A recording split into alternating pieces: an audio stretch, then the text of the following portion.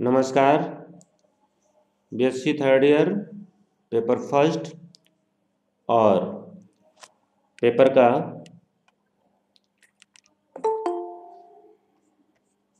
Title है yogic diet and yoga for common health, और जिसके अंतर्गत आज हम पढ़ेंगे फाई योगा। ये देख लीजिए, जो सेकंड पेपर का आपका पार्ट है, आपका पूरा पेपर दो टुकड़े में डिवाइड है। पहला है योगिक डाइट, दूसरा है योगा फॉर कॉमन हेल्थ। तो पहला वाला पार्ट योगिक डाइट वाला पूरा हो गया है और योगा फॉर कॉमन हेल्थ चल रहा है। योगा फॉर कॉमन हेल्थ का पहला पॉइंट चैलेंजेस एंड सॉल्यूशंस, उसके अंतर्गत सी देख रहे हैं। इंट्रोडक्शन ऑफ यम नियम हो चुका है ए, और B why and how inquiry to assess daily about yama and niyama to get rid of our mental virus. तो ये हो गया है सी व्हाई योगा, और D yoga way of life and society. ये दोनों आज पढ़ेंगे हम लोग। तो सबसे पहले देखते हैं व्हाई योगा। योग को क्यों अपनाया जाए, योग को क्यों करें। तो चूंकि यहाँ पर शब्द इस्तेमाल किया गया है योग, योग शब्द का मतलब होता है एक कंप्लीट व्यवस्था की हम बात कर रहे हैं। उसमें हम पर्टिकुलर किसी आसन या किसी प्राणायाम या किसी अंग की बात न करके हम ऑल ओवर पूरे योग की बात कर रहे हैं। योग के अंदर जो भी आता है उस समग्र चीज की बात कर रहे हैं। तो योग इसलिए अपनाया जाए क्योंकि पहला प्रश्न जब यह है कि व्हाई योगा क्वेश्चन के रूप में है, योग क्यों किया जाए। तो योग इसलिए किया जाए, इसका जो एक सार्वभौमिक और संतुलित और समग्र उत्तर होगा वो ये होगा कि दुख की निवृत्ति के लिए। क्योंकि हम जो कुछ भी करते हैं वो अपने कष्टों को दूर करने के लिए ही करते हैं। जितनी भी चीज़ें करते हैं उनका एक गोल एक ही होता है कि हमारे कष्ट दूर हो। लेकिन उनसे कष्ट जो है वो अस्थायी रूप से दूर होते हैं, स्थायी रूप से नहीं दूर होते हैं। हम बीमार होते हैं, दवा खा लेते हैं, तो इसका मतलब ये थोड़ा है कि आप आगे बीमार नहीं होंगे। हाँ, वो समस्या आपकी सॉल्व हो गई। और कुछ कुछ तो ऐसी हैं चीज़ें जिसमें वो समस्या सॉल्व भी नहीं होती है, उसमें केवल और केवल अस्थायी निदान होता है। तो इसलिए योग का अभ्यास क्यों करें या योग क्यों अपनाएं, इसका जो एक स्थायी उत्तर है वो ये है दुख को दूर करने के लिए, समस्याओं को स्थायी रूप से समाहित करने के लिए। जितनी भी समस्याएं हैं वो क्यों हैं, तो योग ये मानता है कि वो इसलिए हैं क्योंकि हमें तत्व का ज्ञान नहीं है। संसार से जुड़ी हुई सारी समस्याएं हैं और इस संसार में हो रही हैं, तो इनका अस्थायी समाधान होगा जब तक हम इस संसार को नहीं समझेंगे, इस संसार को नहीं जानेंगे, तब तक इससे उत्पन्न होने वाली समस्या नहीं समझ में आएगी। उसी को योग और दर्शन की भाषा में बोलते हैं तत्व ज्ञान। तो तत्व ज्ञान ही समस्या का स्थायी निराकरण है। वो कैसे होगा, योग से होगा। तो फिर जब तक तत्व ज्ञान नहीं होगा तब तक समाधान नहीं मिलेगा। तो तत्व ज्ञान तो भी बहुत समय लगे, पता नहीं कितना समय लगे। तब तक क्या होगा, तब तक के अस्थायी तौर पर इन योग के अभ्यास से समाधान होगा। योग का जो एक समग्र अभ्यास है उसी से अस्थायी समाधान भी होगा और उसी से करते करते स्थायी भी समाधान होगा। जब तक स्थायी समाधान नहीं होगा तब तक के हम अस्थायी समाधान प्राप्त कर सकते हैं। तो ये अस्थायी क्यों हो रहा है, स्थायी क्यों नहीं हो रहा है। अस्थायी इसलिए नहीं हो रहा है क्योंकि योग एक बहुत बड़ी, एक व्यापक, एक समग्र व्यवस्था है। तो उस समग्र व्यवस्था को कोई व्यक्ति सडनली एकाएक सब नहीं अपना सकता है, और अपना भी ले तो प्रोसेस होने में समय लगेगा थोड़ा। तो ये दो बड़े कारण हैं जिसकी वजह से स्थायी समाधान होने में थोड़ा समय लगता है। क्योंकि मान लीजिए योग की एक जो समग्र व्यवस्था बताई गई, योग में यम नियम आसन प्राणायाम प्रत्याहार धारणा ध्यान समाधि, इन सब का अभ्यास किया जाए, तो आज के परिवेश में हर कोई तो सबका अभ्यास कर ही नहीं सकता है। और सब कर भी ले माना तब भी थोड़ा समय तो लगेगा उसको प्रोसेस होने में। जब तक के ज्ञान की अवस्था नहीं प्राप्त होगी तब तक के तो अस्थायी समाधान नहीं होगा। लेकिन हाँ, इन्हीं से अस्थायी समाधान होगा। तो इस तरह से योग को हम क्यों करें, इसके कई उत्तर हम निकल के आ रहे हैं कि स्थायी समाधान के लिए भी, और जब तक स्थायी नहीं होता है तब तक अस्थायी के लिए, क्योंकि इसी से स्थायी और अस्थायी दोनों चीजें होनी हैं। तो इससे बढ़िया उपाय क्या हो सकता है? अगर मान लीजिए आपको कोई बीमारी है, किसी व्यक्ति को कोई बीमारी है और उसके सामने दो प्रकार की दवाएं हैं। एक दवा ऐसी है जो तुरंत लाभ तो दे देगी लेकिन बाद में नुकसान करेगी, और कुछ दिन के बाद या कुछ समय के बाद उसका लाभ भी खत्म हो जाएगा। और दूसरी दवाई है कि तुरंत लाभ भी करेगी और उसी दवा के सेवन से वो रोग जड़ से भी ठीक हो जाएगा। तो आप बताओ कौन सा दवा ठीक है? वही दवा ठीक है जो तुरंत भी काम चलाओ, हमारा लाभ कर दे और हमारी समस्या का स्थायी निदान भी कर दे। और दूसरी जो हमने उदाहरण बताया कि एक ऐसी दवाई है जो तुरंत लाभ तो कर देगी लेकिन उसका जो लाभ होगा वो अस्थायी होगा। तो दूसरा वाला विकल्प ठीक है कि तुरंत भले थोड़ा कम ही लाभ सही, लेकिन उससे अस्थायी और अस्थायी दोनों समाधान मिल रहे हैं, इसलिए ये मार्ग ज्यादा उपयुक्त है। तो योग से जो भी समस्याएं हैं, आप कहीं से भी आप देखना शुरू करिए, व्यक्ति की जो समस्याएं हैं, अगर रोग से संबंधित समस्याएं हैं तो उसके पीछे उसका जो बड़ा कारण है और जो मुख्य कारण है वो है रोग प्रतिरोधक क्षमता का कम होना, उसका भोजन सही ना होना, उसकी दिनचर्या सही ना होना। क्योंकि जो इंजरी इत्यादि से समस्याएं हो जाती हैं, जो एक्सीडेंटल समस्याएं हो जाती हैं, उनको अगर आप हटा दें तो जो रोग होते हैं, और उसमें मान लीजिए कुछ अनुवांशिक रोग है थोड़ा बहुत, उनको हटा दीजिए। यद्यपि अनुवांशिक रोग भी पूरी तरह से, अगर हमारी दिनचर्या सही है, हमारा आहार सही है, हमारी चीज़ें सही हैं, तो अनुवांशिक रोग भी नहीं होते हैं। और अनुवांशिक कोई रोग नहीं हो, पैदा भी हो सकता है गलत दिनचर्या से।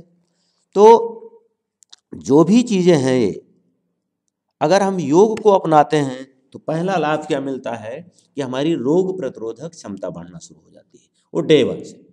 दूसरा, जितने भी रोग हैं वो उन रोगों का कारण मुख्य एक ही है, और वह कारण है कि हमारी दिनचर्या क्या अव्यवस्थित होना। हमारे सोने का समय नहीं, हमारे जागने का समय नहीं, हमारा आहार सुनिश्चित नहीं, आहार मौसम के अनुकूल नहीं, वातावरण के अनुकूल नहीं, हमारी प्रकृति के अनुकूल नहीं। जो मिला, जैसा मिला, जब मिला, जहाँ मिला सेवन कर लिया, जब मिला सो गए, जब मिला जग गए। तो ये जो अव्यवस्थित चीजें हैं ये सब हमारे रोग का कारण है। योग में इनको बहुत ही प्राथमिकता से इनकी शिक्षा दी गई है कि भाई आप कोई भी आप प्राणायाम पढ़िए, प्राणायाम में देखिए योग की विधि जब बताई गई तो पहले सावधानी की बात की गई। या भोजन की बात करिए, देखिए भोजन को मिताहार के अंतर्गत, चाहे गीता हो, चाहे योग सूत्र हो, चाहे आपका ग्रंथ संहिता हो, चाहे हठ प्रदीप का हो, सब में कितना अच्छे से उसके महत्व को स्थापित किया गया है। सामान्य दशा में तो हमारे लिए भोजन का एक ही पैरामीटर होता है कि भोजन का टेस्ट कैसा है, बस भोजन कितना स्वादिष्ट है। सबसे बढ़िया भोजन वह जो बढ़िया स्वादिष्ट हो, जितना बढ़िया स्वादिष्ट उतना बढ़िया भोजन, जितना कम स्वादिष्ट उतना कम ठीक भोजन, ये हमने पैरामीटर बना लिया है। जबकि योग का ये पैरामीटर नहीं है। योग का पैरामीटर है कैसा है, भोजन कैसा होना चाहिए, भोजन सुस्निग्ध होना चाहिए, सरस होना चाहिए, स्वाभाविक रूप से रुचिकर होना चाहिए, जो स्वाभाविक रूप से अच्छा लगे। और इन सबसे ज़्यादा जो महत्वपूर्ण बात है, भोजन संस्कारित होना चाहिए। भोजन किसी के हाथ का बनाया, कैसा भी, किसी भी मनोभूमि में दिया गया, ये भोजन योग के मत में स्वीकार नहीं है। और सबसे बड़े लेवल पर रोग का कारण क्या है, हमारी समस्याओं का कारण क्या है, भोजन है।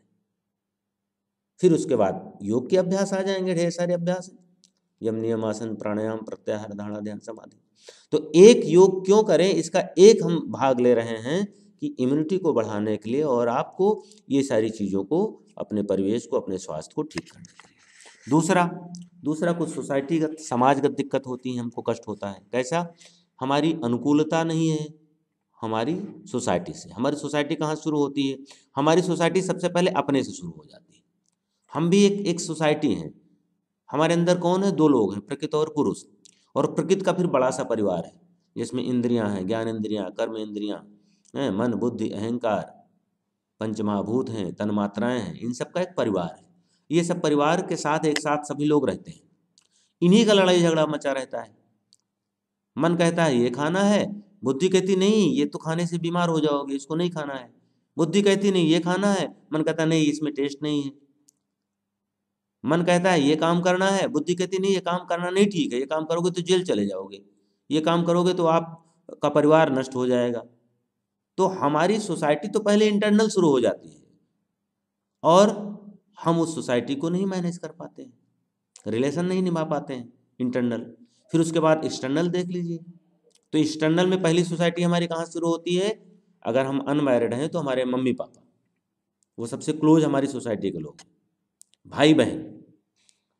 एक शादीशुदा आदमी के लिए उसके उसकी जीवन साथनी, ये सोसाइटी के सबसे क्लोज है, क्योंकि आपकी सोसाइटी जितनी अच्छी होगी आप उतना सुखी रहेंगे। आपका समाज से जितना कम्युनिकेशन रिलेशन जितना अच्छा होगा। अब हमारा रिलेशन हमारे पड़ोसी से बहुत अच्छा है लेकिन पत्नी से कम अच्छा है, तो हम उतना सुखी थोड़े रहेंगे। सबसे ज़्यादा तो हमारे लिए पत्नी का रिलेशन इंपॉर्टेंट है ना। उसके बाद फिर आएगा रिश्तेदार जो दूर के लोग हैं, फिर उसके बाद दूर के लोग, फिर दूर के लोग। इंपॉर्टेंट सब हैं लेकिन सबसे ज़्यादा जो हमें प्रभावित करेगा वो मेरा इंटरनल सोसाइटी। फिर एक्सटर्नल में जो जो हमसे जितना क्लोज है, जिनके साथ हमारा जीवन जिस तरह से चल रहा है। ये कैसे बनेगा? ये योग ठीक करेगा, और कोई दवाई नहीं है इसको ठीक करने के लिए, ये योग में अभ्यास है। इसको आप चाहे यम नियम से देखो, चाहे दूसरे रास्ते से भी देख सकते हो। अभी आपको हमने ऐसे ही पढ़ाया कि भाई यम का पालन करो, अहिंसा है, सत्य है, अस्तेय है, अपरिग्रह है, ब्रह्मचर्य है, शौच है, संतोष है, तप है, स्वाध्याय है, ईश्वर प्रणिधान है।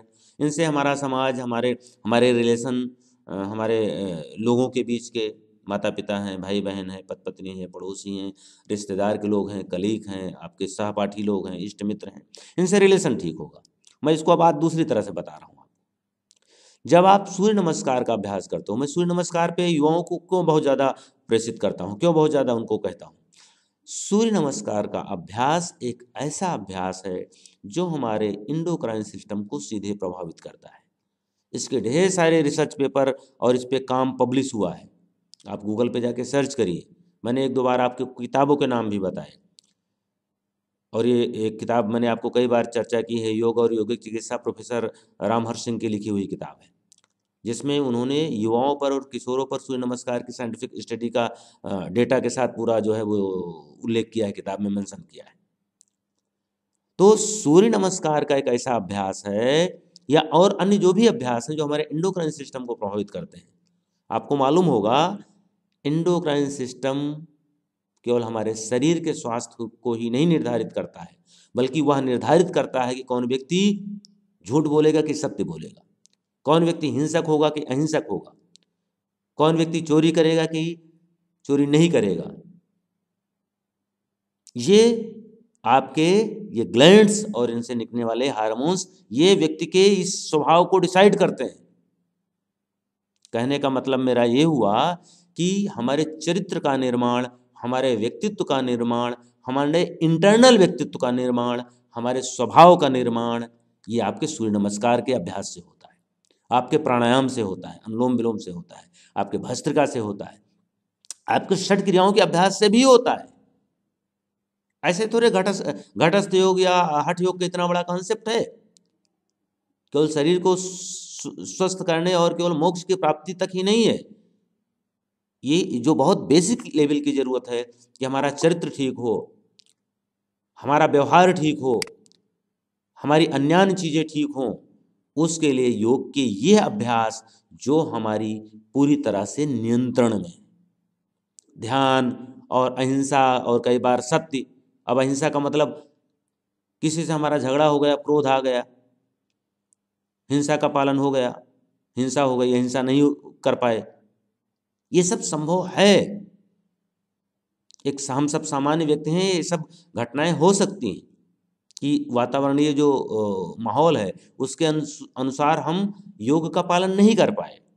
लेकिन जो व्यक्ति नियमित आसनों का अभ्यास, सूर्य नमस्कार का अभ्यास, प्राणायाम का अभ्यास, षटकर्मों का अभ्यास करता है जो आपके नियंत्रण में है, भाई आपका हाथ है, आपने उठाया, अनुलोम विलोम शुरू कर दिया, आपका शरीर है, आपने अपना प्राणायाम का अभ्यास शुरू कर दिया है, ये तो शरीर से जुड़े हुए अभ्यास है ना, और शरीर के जुड़े हुए अभ्यास मन के जुड़े हुए अभ्यासों की अपेक्षा करना सरल है, उनको किया जा सकता है।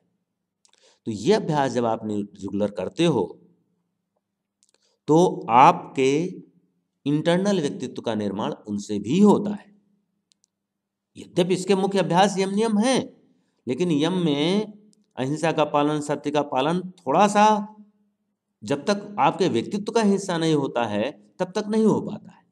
लेकिन जैसे कोई व्यक्ति पता ही नहीं चलता है और कुछ अभ्यास करते करते उसको जो है ढेर सारी चीज़ें उसके व्यक्तित्व का हिस्सा बन जाती, उसके स्वभाव का हिस्सा बन जाती हैं, ठीक उसी प्रकार आसन और प्राणायाम के अभ्यास भी हमें सत्य बोलने में, हमें अहिंसक बनने में, हमें अस्तेय का पालन करने में मदद करते हैं, मैं ये कहना चाहता हूँ। और इस पे भी ढेर सारा साइंटिफिक कार्य हो चुका है। हमारे शरीर में स्थित चक्र और उसके जो स्थूल पार्ट हैं एंडोक्राइन सिस्टम की ग्लैंड्स, ये केवल शरीर की जो मैकेनिज्म है, जो शरीर का मेटाबॉलिक है, उसी को ही नहीं मेंटेन करते हैं, बल्कि ये हमारे स्वभाव का भी निर्माण करते हैं। व्यक्ति के अंदर चिड़चिड़ापन आना या शांत हो जाना, प्रसन्न रहना या क्रोधी रहना या एंजाइटी से युक्त रहना, ये सारी चीज़ें में इन चक्रों की का, इन ग्रंथियों का, इन कोषों का जो पंचकोश हैं, इन सब का बहुत बड़ा योगदान है। और इनको सही दिशा में विनिर्मित करने के लिए योग के अभ्यास और योग के वो अभ्यास जिनका सामान्यतः प्रचार प्रसार है कि ये केवल बीमारियों को ठीक करते हैं, वो अभ्यास बीमारी ही नहीं, हमारी मानसिक आदतों को, हमारी मानसिक स्वभाव को, हमारे कैरेक्टर को भी ये निर्मित करते हैं। इसीलिए योग का अभ्यास अति आवश्यक है और हर व्यक्ति के लिए आवश्यक है, और युवाओं के लिए और स्टूडेंट के लिए तो बहुत ही आवश्यक है। तो व्हाई योगा? इसलिए हम करें योग। क्यों करें? इसलिए हम करें कि अपने स्वास्थ्य को ठीक रखने के लिए, इम्यूनिटी को बढ़ाने के लिए। और स्वास्थ्य को ठीक करने के मैंने 2 डायमेंशन आपको बताए। एक तो हमारे भोजन, हमारी दिनचर्या प्रभावित करती है, और दूसरा हमारा स्वास्थ्य या हमारी समस्याएं, जो समस्याएं हैं वो एक स्वास्थ्य की समस्या होती है, एक रिलेशन की समस्या होती है। तो रिलेशन को ठीक करने के लिए भी यम नियम का अभ्यास जितना इम्पोर्टेंट है, उतना ही अन्य आसन प्राणायाम का अभ्यास भी इम्पोर्टेंट है, क्योंकि उनके माध्यम से हमारे अंदर सहिष्णुता आएगी, हमारे अंदर अपने भाई बहनों के लिए, अपने पेरेंट्स के लिए, अपनी सोसाइटी के लिए कुछ करने में के लिए त्याग की भावना आएगी। हमें उसमें भी, जैसे एक माँ को खुद खाने में जितना संतुष्टि मिलती है, सेटिस्फेक्शन मिलता है, उससे ज़्यादा अपने बच्चे को खिलाने में मिलता है। वही भाव आप में आएगा। और अगर सोसाइटी में ये चीज़ होने लगे तो आप समझिए आज सोसाइटी में जितनी भी समस्याएं हैं उसका सबसे बड़ा कारण है, चाहे वो नेशनल लेवल पे आप देख लीजिए और चाहे इंटरनेशनल लेवल पे देख लीजिए, हमें दूसरों के लिए कुछ ना करने का भाव, ये सबसे मूल कारण है। तो ये त्याग की भावना है, जो सेवा की भावना है, ये योग के अभ्यास से आएगी। अगर नियमित योगाभ्यास किया जाए तो वह व्यक्ति, उसका जो व्यक्तिगत स्वभाव है, उसमें जो हिंसक स्वभाव है, जो असत्य भाषण का स्वभाव है, जो लोगों का हक मारने का स्वभाव है, वो धीरे धीरे अपने आप कम होना शुरू हो जाएगा एक नियमित योगाभ्यासी में, बशर्ते वो नियमित योगाभ्यास करे। और अगर कहीं उसने यम नियम की ओर अपने मन को डाइवर्ट कर दिया, तब तो सोने पे सुहागा हो जाएगा। लेकिन वो यम नियम अगर ना भी कर पाए तो केवल सूर्य नमस्कार और प्राणायाम के अभ्यास से भी ये संभव है। बस किसी से तुलना नहीं, उसकी स्वयं से तुलना की जाए तो वो जहाँ पर भी है वहाँ से उसका झुकाव आगे की ओर, उसका डायरेक्शन, उसकी दिशा आगे की ओर, योग की ओर, ऊर्ध्वगामिता की ओर निश्चित ही अग्रसर हो जाएगी। इसलिए योग बहुत आवश्यक है। कुछ और हम रिलेशंस को देखते हैं कि हमें प्रसन्न रहने के लिए क्या क्या चीज़ें आवश्यक है। देखिए, 2 मैंने फैक्टर बताए, तीसरा एक और फैक्टर जिसके लिए पूरी दुनिया मरती है। पेट के लिए नहीं दुनिया मरती, पेट के लिए एक छोटा वर्ग है। कितने लोग हैं जिनको अगर एक ही चिंता हो कि नहीं केवल मुझे भोजन तक करना है, तो मुझे लगता है कि वो इतना काम ही ना करें। हर व्यक्ति उसके बाद अगले स्टेप पे सम्मान के लिए जीता है, उसे नेम और फेम भी चाहिए, उसका यश भी बढ़े और उसको सोसाइटी से रिस्पेक्ट भी मिले। पंडित दीनदयाल उपाध्याय ने सुख के 4 आयाम बनाए हैं। उसमें मेरा पेपर भी पब्लिश है, जिसको चाहिए तो बताइएगा, मैं भेज दूंगा। सुख के 4 आयाम बताए हैं।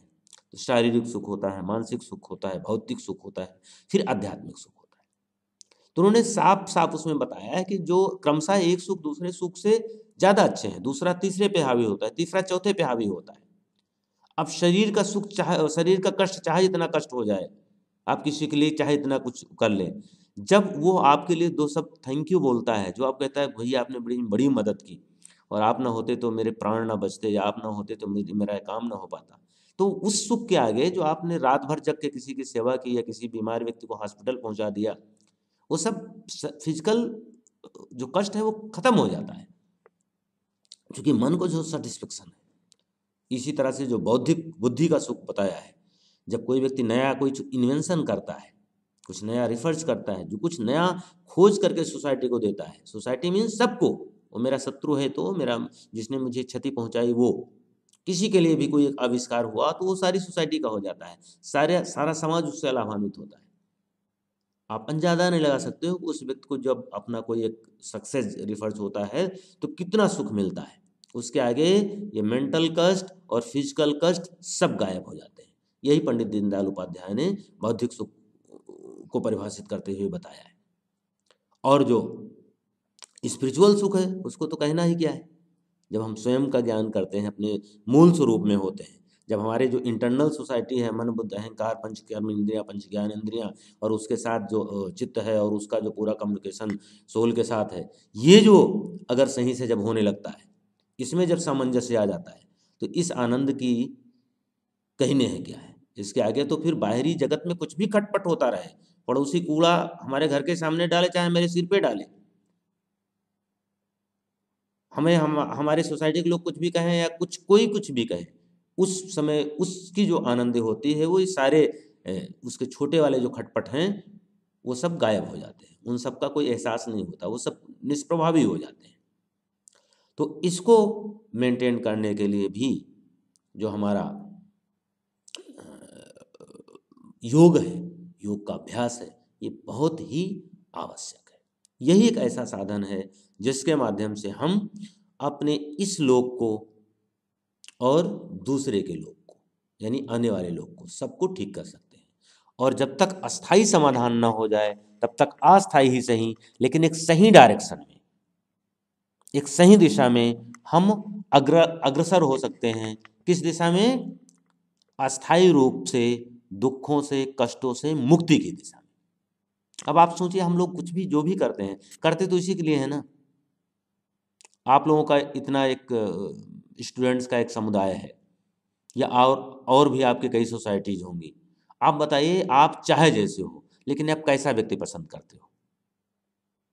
जो हिंसक हो उसे पसंद करोगे कि जो अहिंसक हो? और खासकर आपके प्रति, आप चाहे जैसे हो, कोई भी व्यक्ति चाहे जैसा हो, लेकिन वो मित्र कैसा चाहता है, वो पति या पत्नी कैसा चाहता है, वो बच्चे कैसा चाहता है, वो माता पिता कैसे चाहते हैं, वो पड़ोसी कैसे चाहते हैं, वो कलीग्स कैसे चाहते हैं, वो बॉस कैसे चाहते हैं, कैसे चाहते हैं? आप बोलिए, कोई भी व्यक्ति हो कैसा चाहता है? कि जितने मैंने अभी रिलेशन गिनाए, एक कोई व्यक्ति चाहता है कि वो हिंसक हो, जो मेरी पत्नी हो वो हिंसक हो, झूठ बोलने वाली हो, शुचिता का पालन करने वाली ना हो, या जो मेरे बेटे हैं वो ऐसे हों, या मेरे जो सोसाइटी, मेरे जो पड़ोसी हैं वो ऐसे हों? कोई चाहता है? आप बताइए, कोई नहीं चाहता है ना। वह स्वयं चाहे जैसा हो, लेकिन हर व्यक्ति चाहता है कि मेरे संपर्क के जो लोग हैं वो सभी के मेरे प्रति जब व्यवहार करें तो अहिंसक हों, मेरे प्रति जब व्यवहार करें तो कैसे हों? सत्यभाषी हों, मेरे प्रति व्यवहार करें तो कैसे हों? अस्तेय का पालन करने वाले, मुझसे कुछ चोरी न करें। मेरे प्रति वो कैसा व्यवहार करें? मेरे प्रति व्यवहार कैसा करें? शौच का व्यवहार करें, यानी पवित्रता, संतोष का व्यवहार करें। मैं कैसा भी उनके साथ कर लूँ वो बुरा न माने, इसी का नाम है संतोष। तो मेरे प्रति मेरे द्वारा किए गए जो व्यवहार हों उससे वो सदैव सेटिस्फाई रहे, मैं कुछ भी बोल दूँ, कुछ भी कर दूँ। और फिर कैसा करें? शौच संतोष तप, वो मेरे लिए सदैव कष्ट सहते रहें। शौच संतोष तप स्वाध्याय, वो मेरा सही तरीके से अध्ययन करें, मेरी केवल अच्छाइयाँ देखें, बुराइयाँ ना देखें। शौच संतोष तप स्वाध्याय ईश्वर प्रणिधान, और मैं जो कुछ भी करूं सब ईश्वर को समर्पित करके भूल जाएं, मुझसे कोई द्वेष भाव न करें। अब आप बताओ, मैं उनसे कहना चाह रहा हूं जो ये चाहते हैं कि मुझे सभी लोग रिस्पेक्ट करें, मेरा खूब नेम हो, खूब फेम हो।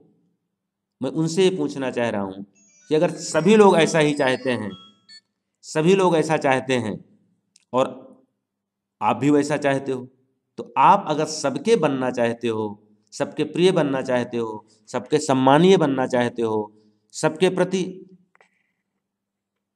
अच्छे बनना चाहते हो, तो ये क्यों नहीं अपना लेते हो? जिसने ये अपना लिया कि मैं जब किसी से व्यवहार करूंगा, चाहे मेरी पत्नी हो, चाहे मेरे भाई हो, चाहे मेरे बेटे हो, चाहे मेरे स्टूडेंट हो, चाहे मेरे बॉस हो, चाहे मेरे कलीग हो, नीचे नीचे के कर्मी हो, मैं सबके प्रति जब व्यवहार करूंगा तो मैं कैसा करूंगा? मैं अहिंसात्मक व्यवहार करूंगा, अहिंसा का पालन उनके प्रति करूंगा, मैं उनके प्रति सत्य का व्यवहार करूंगा, मैं उनके प्रति अस्तेय का व्यवहार करूंगा, यानी कि चोरी नहीं करूंगा। मैं उनके प्रति कैसा करूंगा? अपरिग्रह, अनावश्यक चीजों का मैं नहीं, क्योंकि जब एक व्यक्ति आवश्यकता से अधिक संग्रह करता है तो क्या होता है? दूसरे का हक मारता है। तो कोई भी व्यक्ति, मैंने तो इतने बता दिए, एक भी अगर करना शुरू कर दे तो कम से कम उसका जो संसार है, उसका जिससे रिलेशन है, भाई व्यवहार तो आप अपने रिलेशन, जिससे रिलेशन उसी से करोगे ना। जिससे मेरा कोई रिलेशन नहीं, मैं उसके प्रति क्या बोलूंगा? ना सत्य ना असत्य, ना हिंसा ना अहिंसा। तो वो निश्चित ही आप सबके प्रिय बन जाओगे, आप सबके शुभ चिंतक बन जाओगे, आपको सभी याद करेंगे, सभी रिस्पेक्ट करेंगे, सभी सम्मान करेंगे। और हर व्यक्ति को ये बात एक न एक दिन समझ में आ जाती है कि हम केवल उदर पूर्ति के लिए ही नहीं जीवित हैं, और उदर पूर्ति ही हमारे जीवन का उद्देश्य नहीं है। तो इसलिए वाई योगा, हमको लगता है कि आपको पर्याप्त सामग्री मिल गई होगी। इसके आधार पे आप खुद अपना चिंतन आगे विस्तृत कर सकते हो कि योग क्यों किया जाए। योग हर व्यक्ति के लिए आवश्यक है। आप योग इसलिए करिए क्योंकि आप जो जो चाहते हो, आप चाहते हो अच्छा स्वस्थ जीवन, आप चाहते हो सम्मानित जीवन, आप चाहते हो सफल जीवन, आप चाहते हो कि लोगों का सम्मान आपको मिले, आप चाहते हो लोगों का प्यार आपको मिले, लोगों का रिस्पेक्ट आपको मिले। तो ये सब केवल योग दे सकता है, दूसरा कोई नहीं दे सकता है। योग से विमुख व्यक्ति को ये चीज़ें किसी के मत पे मिल ही नहीं सकती। योग से विमुख मतलब झूठ बोलो, योग से विमुख मतलब हिंसा करो लोगों के प्रति। झूठ का योग ना करने का मतलब आलसी जीवन जियो। तो जो मन है खाओ, जब मन है खाओ, जितना मन है उतना खाओ, कोई मर्यादा का पालन ना करो, तो क्या होगा? हमारा शरीर बीमारियों का घर, हमारा मन अपमान का घर, मेरा व्यक्तित्व अपमानित करने वाला, अपमानित होने वाला, यही सब बन जाएगा। तो दोनों स्थितियाँ आपके सामने हैं, हमारे सामने हैं, और हम पूरी तरह से स्वतंत्र हैं अपने मार्ग का अनुकरण करने के लिए।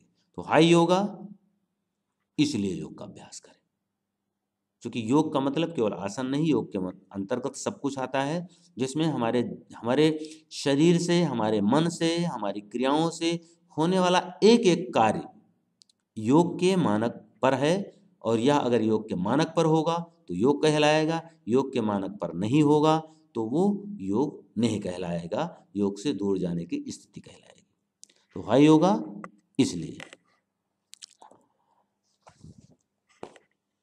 अगला है yoga way of life and society.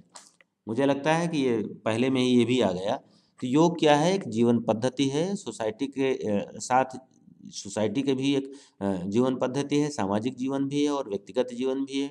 और इसमें मुख्य रूप से जो लास्ट वाला टाइटल है, एक यम नियम के रूप में ही बताया गया है।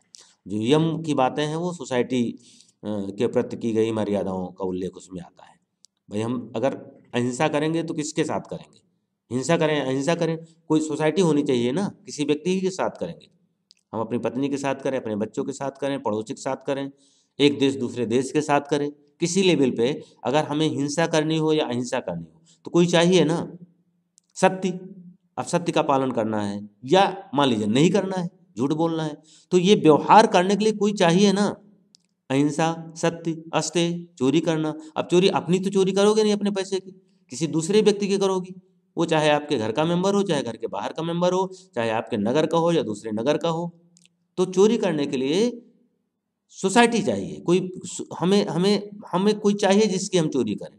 तो इसलिए यम के जो बातें हैं वो क्या है, समाज के साथ हमारा व्यवहार कैसा हो, हमारा सामाजिक जीवन कैसा हो, हमारी सोशल लाइफ कैसी हो, ये मानक या ये शिक्षा योग के अंतर्गत यम में दी गई है। ये बात क्लियर हो गई। यम मीन्स सामाजिक नियम, सामाजिक अनुशासन, समाज के साथ मेरे से कैसा व्यवहार हो, इसकी बात, ये हो गया यम। और नियम, नियम मैं अपने अंदर शौच, संतोष, तप, स्वाध्याय, ईश्वर प्रणिधान, ये क्या है, ये स्वयं के प्रति अनुशासन है। इनका समाज से क्या, आप समाज के सामने थोड़े कहने जाओगे कि नहीं मैं शौच करूंगा या मैं संतोषी हूँ, इसका क्या मतलब है। तो शौच का मतलब है कि मेरा जीवन पवित्र हो, मेरी वस्तुएं पवित्र हो, साफ सुथरी हो। संतोष मुझे करना है, तप मुझे करना है, स्वाध्याय मुझे करना है। तो these are self principles, self way of life. मेरा स्वयं का जीवन जीने की पद्धति कैसी हो, मेरा स्वयं के जीवन जीने का तरीका कैसा हो, व्यक्ति को जीवन कैसा जीना चाहिए स्वयं के साथ, स्वयं के प्रति, स्वयं में, इसकी शिक्षा नियम के अंतर्गत दी गई है। और व्यक्ति को समाज के साथ कैसा व्यवहार करना चाहिए, उस समाज में सारे लोग आ गए। मैंने तो एक दूसरा समाज आज आपको बता दिया, मेरा इंटरनल जो समाज है, जिसमें ढेर सारे लोग हैं, इंद्रियां अलग हैं, 5 इंद्रियों का झगड़ा चलते रहता है, हैं।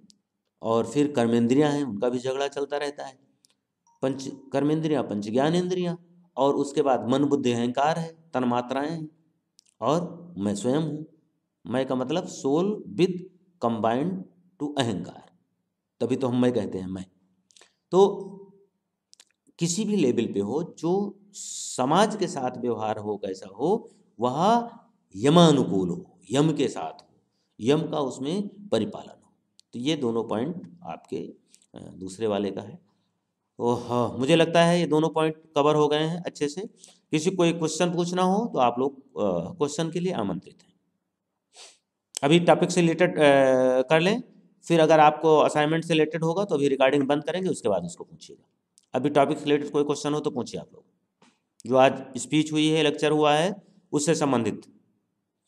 और जो लोग ये कहते हैं कि नोट्स कैसे बनाएंगे, जो मैं बोला हूँ इसी आधार की रिकॉर्डिंग पे नोट्स बनाइए, मैं बार बार कहता हूँ, किताब से नोट्स बनाएंगे वो सेकंड नंबर के नोट्स मैं मानूंगा, और जो मेरी लेक्चर को सुन करके उस पर बनाएंगे तो ये इसको मैं प्रायोरिटी दूंगा, क्योंकि इस पर फिर आपका दिमाग चलेगा और आप उसको सोचोगे तो इसका आपके लाइफ पे भी इम्पैक्ट पड़ेगा और चीज़ों को व्यवहारिक तरीके से प्रेजेंट कर पाओगे।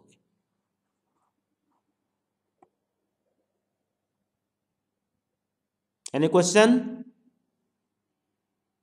क्वेश्चन आप पूछ लीजिए, उसके बाद फिर असाइनमेंट